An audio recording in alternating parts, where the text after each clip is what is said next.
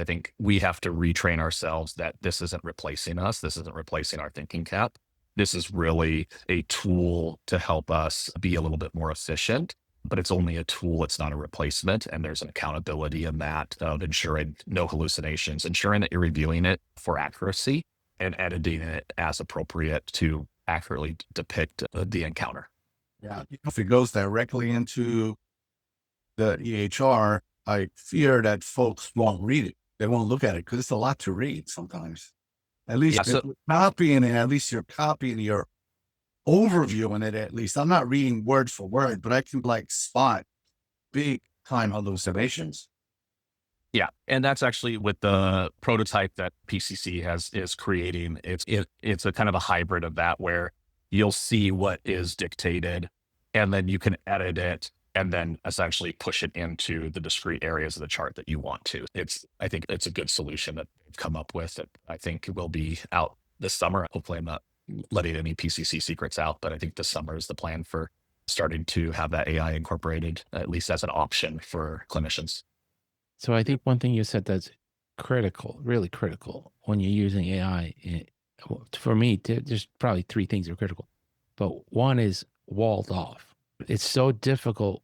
If you use ChatGPT or you use Claude or you use Open Evidence, they're pulling information from very different sources.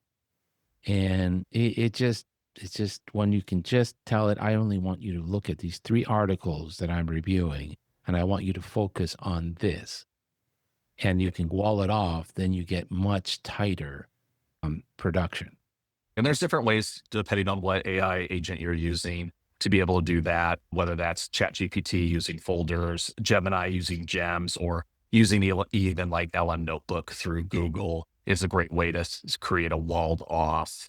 Here's 4 articles. I want you to summarize them and combine them together into a summary. And it doesn't take anything outside those 4 articles within Notebook LM. Right.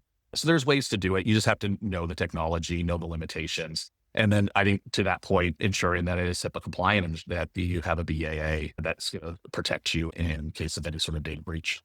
Yeah, Notebook, I think is fascinating. It's incredibly powerful.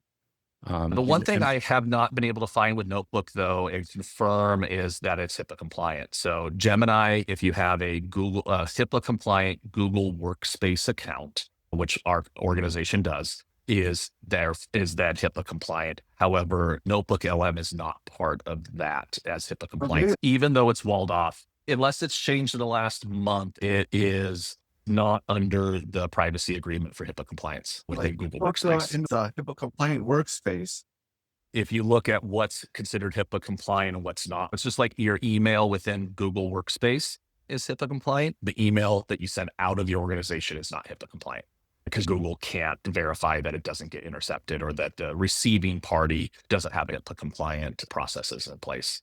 If you look at fine text as of last month when I finalized, okay, I got to use Gemini, not Notebook LM, because that would have been my preference for these summaries.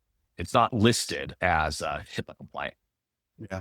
What I've noticed with the notebook is in a personal notebook, I can share it with anybody, whatever I want to share. With the workspace version of the LMS, the Google Notebook, I have certain emails that I can share it with. I couldn't share it with Brian Birch at gmail.com, whatever. But that is a pain. You can't share it. If they're outside your organization, you can't share it. Yeah.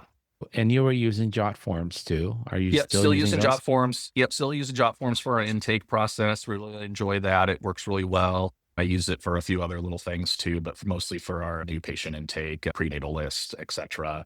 And then PCC for my EHR. And then we're still using Spruce, which is our patient communication platform for patient engagement, and absolutely love that. How are you doing the screening questionnaires, like the ASQs 3s or the Dell